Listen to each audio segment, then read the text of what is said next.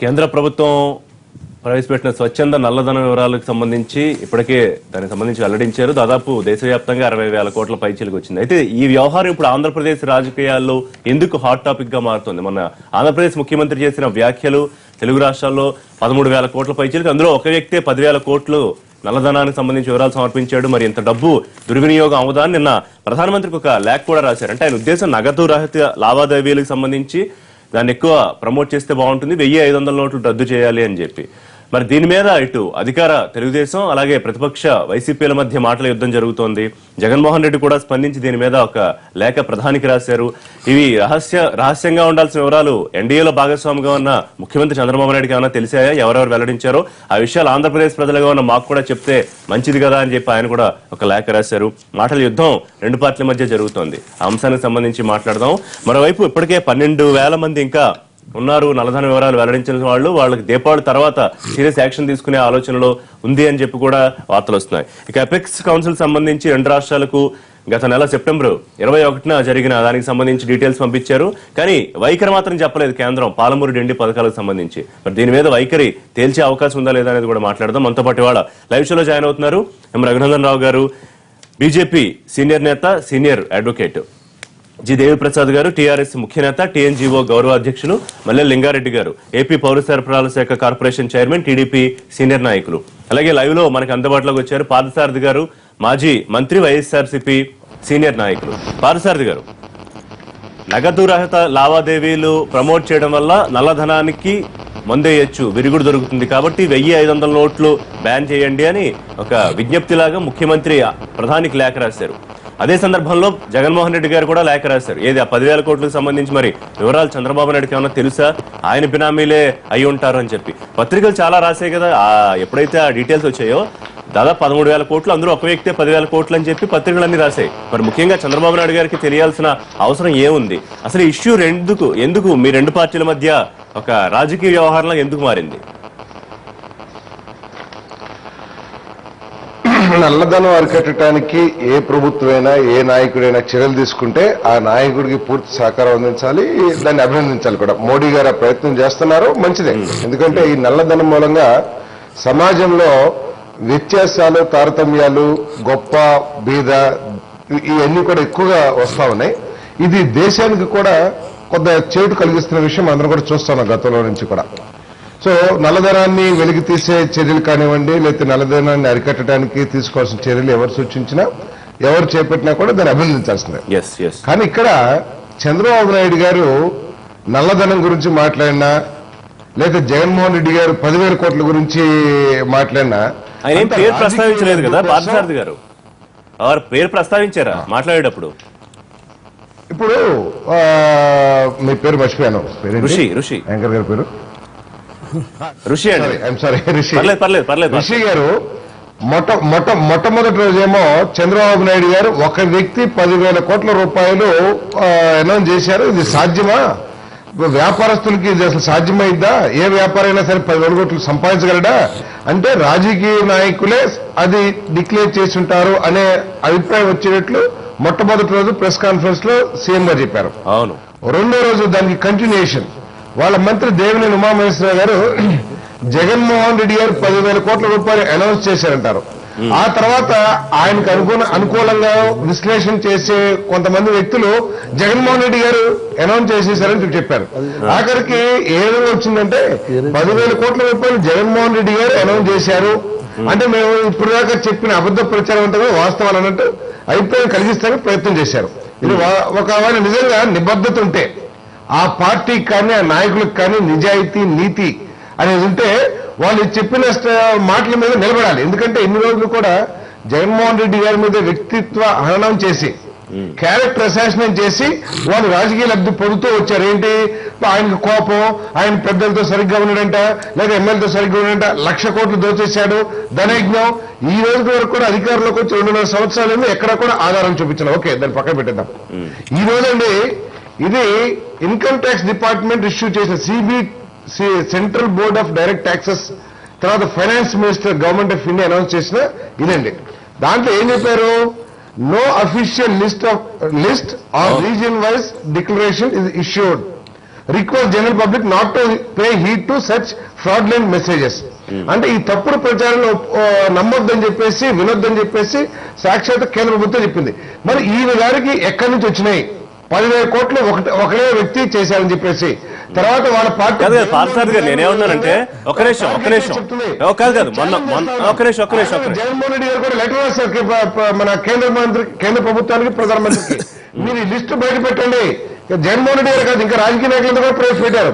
ఒకవేళ ఈయనే అనౌన్స్ చేసి చంద్రబాబు నాయుడు గారు అనౌన్స్ చేసి ఆయన వేరే ఎందుకంటే ఎట్లాగది బయటకు రాదు కదా ఈ ప్రచారాన్ని ప్రజల్లోకి తీసుకెళ్తే మన రాజకీయ లబ్ధి పొందొచ్చు అనే ఉద్దేశంతో చేశాడు అని ప్రజలందరూ కూడా అనుకుంటా ఉన్నారు. కాబట్టి ఈ లిస్ట్ ను బయట పెట్టమని చెప్పేసి జగన్మోహన్ రెడ్డి గారే సాక్షాత్ ప్రధానమంత్రికి లెటర్ రాశారు. ఒక్క నిమిషం ఆ లెటర్ గురించి ఆ లెటర్ గురించి మాట్లాడే ముందు అత్యంత ధనిక మంత్రి కలిగిన ప్రభుత్వం ఆంధ్రప్రదేశ్ ప్రభుత్వం.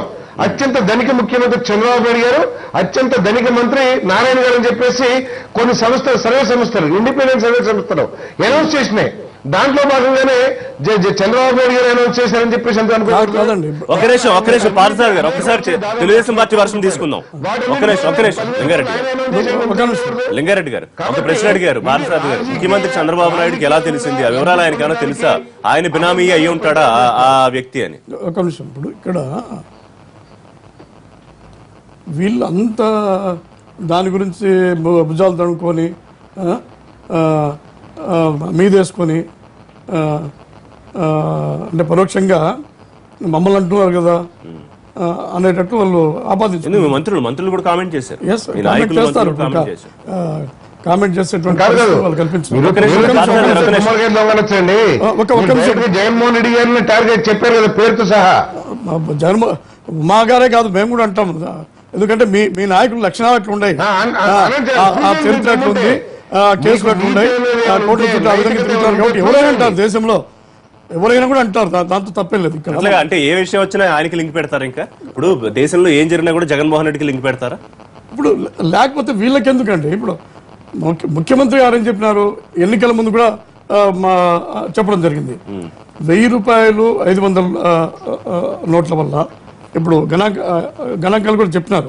29 నాకు కరెక్ట్ గుర్తులేదు కానీ 29% వచ్చేసి జీడీపీలో దాదాపు 45% పైన 1000 రూపాయల నోట్ల వల్ల 49% వచ్చేసి 500 రూపాయల నోట్ల వల్ల దాదాపు 85% నల్లధనం అనేది ఈ 1000 రూపాయలు 500 నోట్ల వల్ల నల్లధనం ఉంది. ఎందుకంటే ఆ పెద్ద డినామినేషన్స్ కాబట్టి దాచిపెట్టుకోవడానికి వీలుగా ఉంటాయి కాబట్టి దాన్ని రద్దు చేయమని చెప్పినారు.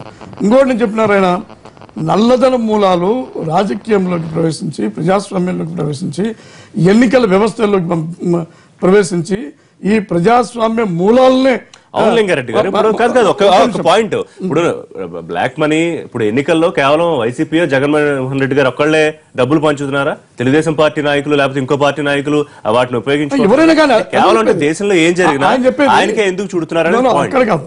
ఆయన చెప్పేది లేఖలో జగన్మోహన్ రెడ్డి ప్రజాధనాన్ని కొల్లగొట్టి ఎన్నికల్లో పంచినాడనో లేకపోతే ఇంకో పార్టీ పంచలేదనో, ఇవి స్వచ్ఛమైనవనో, ఈ మురికి పార్టీలను అవి నేను చెప్పలేదు.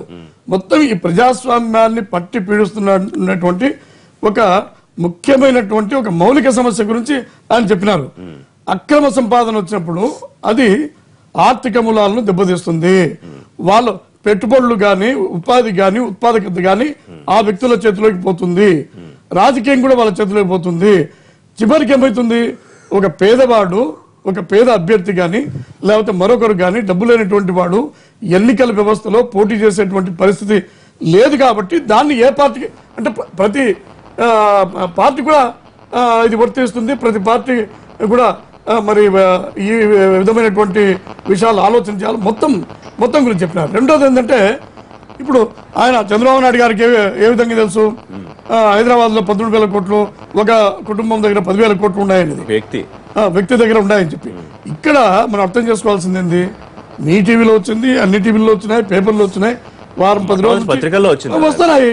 అంటే ఒక పత్రికల్లో ప్రముఖంగా ఇప్పుడు ఒక పేపర్లో వస్తే నమ్మొచ్చు, నమ్మకపోవచ్చు. 10 పేపర్లో మరి అదే విషయము మరి ఏ పేపర్ కూడా డీటెయిల్స్ ఏమి రాయలేదు. మేము కూడా చెప్పలేదు కదా, రాశారు. చంద్రబాబు నాయుడు గారు కూడా డీటెయిల్స్ చెప్పలేదు. ఎవరిదైనా సరే ఒక వ్యక్తి అన్నాడు, తర్వాత వాళ్ళ మంత్రి గారు జగన్మోహన్ రెడ్డి అన్నారు. తర్వాత అంటే నాకు తెలిసి పార్థసారథి గారు మీరు ముఖ్యమంత్రి స్పీచ్ తర్వాత నాకు తెలిసి ముందుగా మీరు రియాక్ట్ అయ్యారు ప్రెస్ మీట్. ఆ తర్వాత మంత్రులు అనుకుంటాడు డైరెక్ట్ కామెంట్ చేశారు వారి పేరు ప్రస్తావించి. Right if I'm right. మీకు సంబంధం లేకపోతే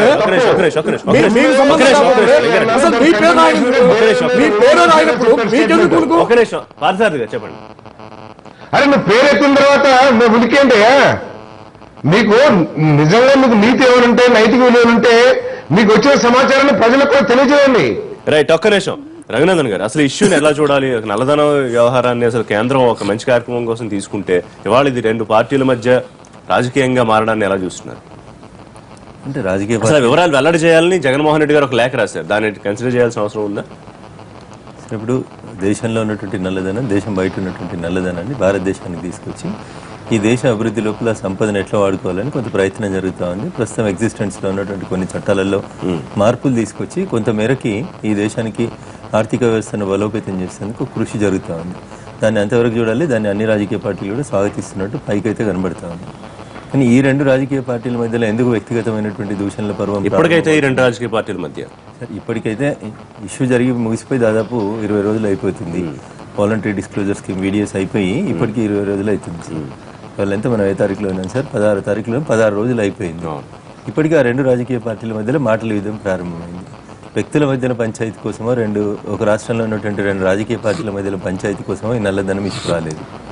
సరే చంద్రబాబు నాయుడు గారు 1000 రూపాయల నోట్లని 500 రూపాయల నోట్లను బ్యాన్ చేయండి, పెద్ద నోట్లను బ్యాన్ చేస్తే నల్లధనం ప్రివెంట్ చేయొచ్చు, అదొక మంచి సూచన. లేదా జగన్మోహన్ రెడ్డి గారు అడిగినట్టు ఒకవేళ అవకాశం ఉంటే ఆ లిస్ట్ బయట పెట్టండి, ప్రజాక్షేత్రం లోపల ఎవరెవరు ఎంత చేసినారో అని అడగడానికి ఏమైనా అవకాశం ఉంటే పారదర్శకంగా ఉంచాల్సినటువంటి పరిస్థితిలో లేదా సెక్యూరిటీ రీజన్స్ లోపల ఆ కుటుంబాలకు ఇబ్బంది ఉండదు అని అనుకుంటే ఉంచాలని అనుకుంటే కేంద్ర ప్రభుత్వం దాని మీద కేంద్ర కేబినెట్ ఒక నిర్ణయం తీసుకుంటుంది. ఉంచాలనుకుంటే అందరి లిస్ట్ బయటకు వస్తుంది ఎవరెవరు ఎంత డిస్క్లోజ్ చేసినారని. ఇవి నల్లధనాన్ని బయటకు తీసుకొచ్చేటువంటి చర్యలు. దీన్ని రెండు పార్టీల మధ్యనో ఇద్దరు వ్యక్తుల మధ్యనో కొన్ని కుటుంబాల మధ్యలో ఉన్నటువంటి పంచాయతీగా మాత్రం దయచేసి చూడొద్దు అని చెప్పి నా విజ్ఞప్తి. మారిపోయింది పంచాయతీగా మారింది. ఆ రెండు రాజకీయ పార్టీలు కూడా సంయమనం పాటించాల్సిందే. తెలుగుదేశం పార్టీ చేసిన దాంట్లో ఒక సూచన బాగుంది, జగన్మోహన్ రెడ్డి గారు రాసిన లేఖలో ఒక సూచన బాగుంది. ఆ రెండింటిలో ఉన్నటువంటి సాధ్యాసాధ్యాలను కేంద్ర ప్రభుత్వం పరిశీలిస్తుంది. ఈ దేశంలో ఇన్కమ్ ట్యాక్స్ కడుతుంది కేవలం 3 నుంచి 3.5% మాత్రమే కడుతున్నారు ఋషి గారు. కట్టగలిగినటువంటి కెపాసిటీ ఉన్న 40% దాటినటువంటి ప్రజలు ఉన్నారు. అయినప్పటికీ కూడా కేవలం 3 నుంచి 3.5% కడతా ఉన్నారు. ఇది బాధాకరమైనటువంటి విషయం. మిగతా వాళ్ళందరినీ కూడా టాక్సేషన్లోకి తీసుకురావాలి.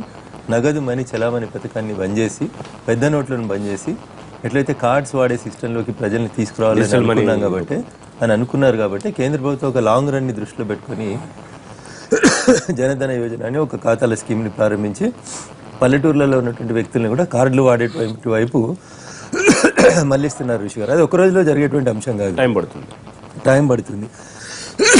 అందుకని మళ్ళీ రేపు ఇంకొకరు అంటుండొచ్చు మరి అన్ని పల్లెటూర్లలో బ్యాంకులు లేవా అంటే పోస్టల్ ఆఫీసులని స్ట్రెంథెన్ చేస్తూ పోస్ట్ ఆఫీసులలోనే ఏటీఎంలు పోస్టల్ స్థాయిలో అంటే గ్రామీణ స్థాయిలో ఉండే పల్లెటూరులో చాలా టైం పడుతుంది. ఎందుకంటే సిటీలోనే ఇప్పటికీ అందరూ ఇంకా మనం క్యాష్ ట్రాన్సాక్షన్ నల్లధనం అరికట్టాలి అంటే డైరెక్ట్ క్యాష్ చెల్లింపులు. మనం దుకాణం పోతాం, ఒక వస్తువు కొంటాం, దానికి రిసిప్ట్ అడగం ఋషి గారు, మీరైనా నేనైనా అడగచ్చు.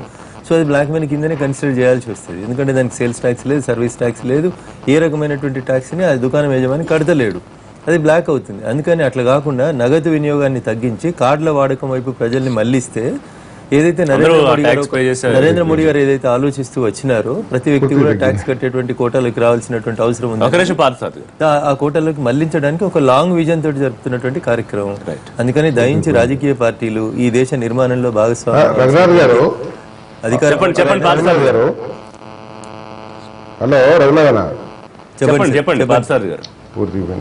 పార్థసారథి గారు వినిపిస్తుంది చెప్పండి. కాబట్టి దీన్ని వ్యక్తుల మధ్య పంచాయతీగానో రాజకీయ పార్టీల మధ్యలో పంచాయతీగానో దయచేసి చూడకండి. ఇంకా బయటికి రావాల్సినటువంటి నల్లధనం చాలా ఉంది. ఇన్కమ్ ట్యాక్స్ డిపార్ట్మెంట్ తీసుకుంటున్నటువంటి చర్యలకు సహకరించండి. నాకు పార్థసారథి గారు ఒక లిస్ట్ చూపించారు. కేంద్ర ప్రభుత్వం సిబిడిటి ఒక ప్రకటన చేసింది, మేము అట్లా ఎవరి పేర్లు ప్రకటించడం లేదని. అందుకని అపోహలకు తావివ్వకండి. కేంద్ర ప్రభుత్వం ఇప్పటిదాకా వీడిఎస్ స్కీమ్ కింద ప్రకటించినటువంటి వ్యక్తుల పేర్లు గాని సంస్థల పేర్లు గాని బయట పెట్టొద్దని ఒక నిర్ణయం తీసుకుంది. కాబట్టి దాన్ని అంతే ఉంచి కాన్ఫిడెన్షియల్ గా ఉంచి ఇంకా ప్రధానమైన పాయింట్ నల్లధనం విషయంలో కూడా రాజకీయాలు నల్లధనం సంబంధించి ఇంతకుముందు రఘునందన్ గారు చెప్పినట్టు ఇటు భారతదేశం లోపట్టున్నటువంటి నల్లధనం కానీ అనేక కారణాల వల్ల గతంలో ఉండేటువంటి కేంద్ర ప్రభుత్వ విధానాలు కావచ్చు, నూతన కావచ్చు, బహుళజాతి సంస్థలకు సంబంధించినటువంటి అనేక విధానాలు కావచ్చు, ఈ దేశంలోకి ఇమ్మడి ముమ్మడిగా నల్లధనం పెంపొందేటువంటి ఒక ప్రక్రియ చాలా దశాబ్దాల కాలంగా కొనసాగుతుంది. దీన్ని ఏ మేరకైనా అరికట్టి తద్వారా దేశానికి సంబంధించినటువంటి అభివృద్ధి చేయాలనేటువంటి ఒక నూతన ఒరవడికి ఇలా మోడీ ప్రభుత్వం ఎన్నికల మేనిఫెస్టోలు కూడా పెట్టి మేము నల్లధనానికి సంబంధించినటువంటి వాళ్ళందరినీ కూడా ప్రకటిస్తాం. ఆ ప్రకటించిన వచ్చినటువంటి దాని ద్వారా వచ్చేటువంటి ఆదాయాన్ని అందరూ కూడా ఈ భారతదేశ ప్రజలకు ఇస్తామనేటువంటి ఒక స్పష్టమైనటువంటి వాగ్దానాన్ని కేంద్ర ప్రభుత్వం చేసింది. అందులో క్రమంగా ఇవాళ డిస్క్లోజర్ అనేటువంటి స్కీమ్ కూడా పెట్టి, డిస్క్లోజర్ స్కీమ్ పెట్టడం కారణం ఏంటంటే ఎవరైనా తెలియకుండా ఉంటే మీరు స్వచ్ఛందంగా ప్రకటించండి అని. ఈరోజు మరి చంద్రబాబు నాయుడు ఇంత తొందరగా 10,000 కోట్లు ఉన్నాయని, హైదరాబాద్ ఉన్నాయని ప్రకటించడం అనేటువంటిది నిజంగా అది కొంత వాయిలేషన్.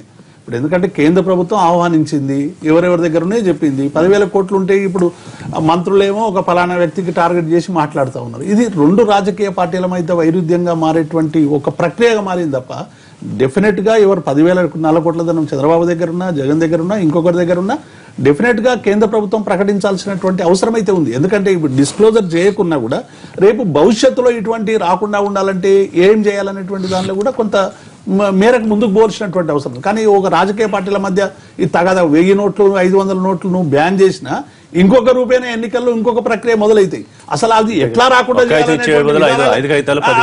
కాగితాలు ఇస్తారు, 10 కాగితాలు కాకపోతే 20 కాగితాలు ఇస్తారు, లేకుంటే ఇంకా ఆదతులో బంగారం పెడతారు. అది ఏదో రకంగా చేస్తారు. కాబట్టి ఈ విధానాల్ని ఎట్లా కంట్రోల్ చేయాలనేటువంటి ఒక విధానపరమైనటువంటి నిర్ణయాలు జరగాలి తప్ప ఇవి రద్దు చేస్తే ఒక 2 రద్దు చేసినంత మాత్రాన ఎక్కడో దగ్గర 1000-500 నోట్లు మంచి ఓట్లు వేసుకున్నారు అంటే రేపు ఇంకొక రకంగానే ఓట్లు వేసుకునేటువంటి అవకాశం ఉంది. తప్పకుండా కేంద్ర ప్రభుత్వం ఈ ఏ ప్రకటన అయితే చేసిందో ఆ ప్రకటన కట్టుబడి ఇలా చేస్తున్నటువంటి ప్రయత్నానికి అన్ని రాజకీయ పార్టీలు కూడా సహకరించాలి. డెఫినెట్ గా ఎవరెవరైతే అటువంటి నల్లధనాన్ని పోగేసుకొని అది రకరకాలుగా పీడించి పోగు చేసుకునేటువంటి వ్యవస్థ ఉండొచ్చు, లాభాల ద్వారా తమ వృత్తి నుంచి వచ్చేటువంటి డబ్బులు కూడా ఉండొచ్చు. ఇవి ఏవైనా కూడా ఇలా అవన్నీ కూడా భారతదేశానికి సంబంధించినటువంటి ఆర్థిక అభివృద్ధిలో భాగమయ్యడానికి ప్రయత్నం చేయాలి. రైట్. చార్టెడ్ అకౌంటెంట్, ఆర్థిక రంగ నిపుణులు లంకా దినకర్ ఉన్నారు, తెలుగుదేశం పార్టీ నాయకులు కూడా ఆయన. దినకర్ గారు, ఒకటి నగదు రహిత లావాదేవీలకు సంబంధించి ఆంధ్రప్రదేశ్ ముఖ్యమంత్రి లేఖ రాయడం ఆహ్వానించదగిందే.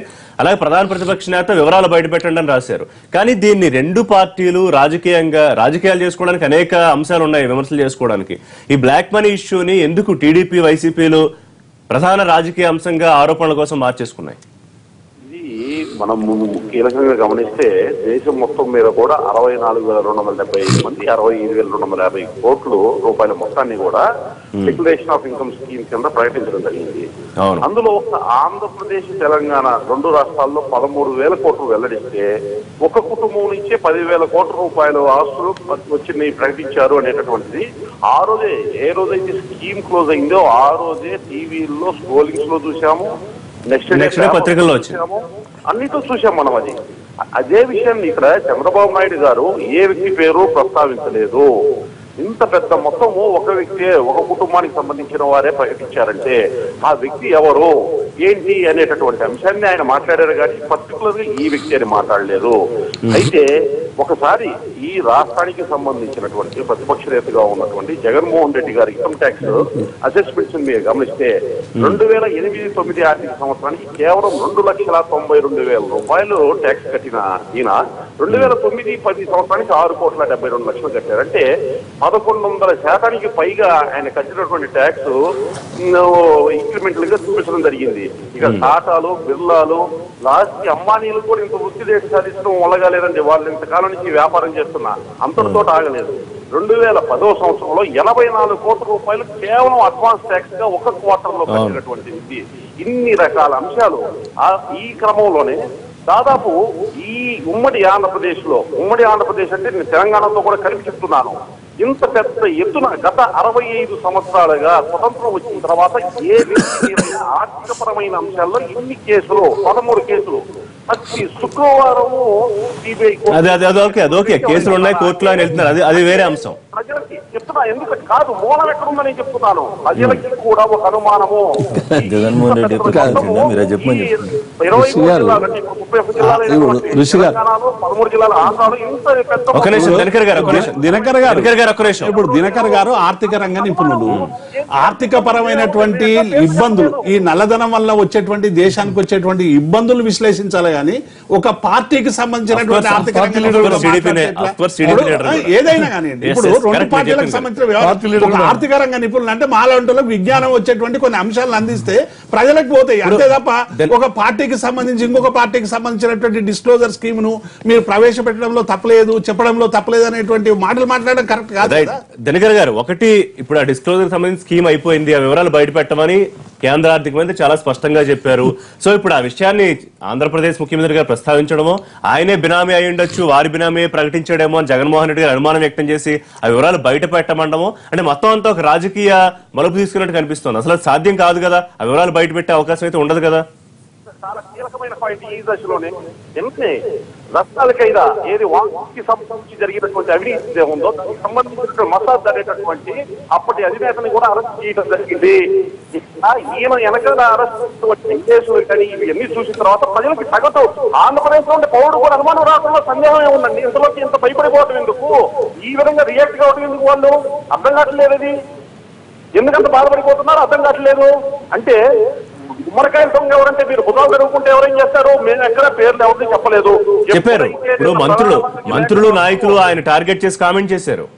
ఎప్పుడు ఆయన లెటర్ రాసిన తర్వాత చంద్రబాబు నాయుడు గారి పేరు ప్రస్తావించిన తర్వాత మేము ఎప్పుడు జగన్మోహన్ రెడ్డి పేరు ముందు ప్రస్తావించలేదు లెటర్ లో.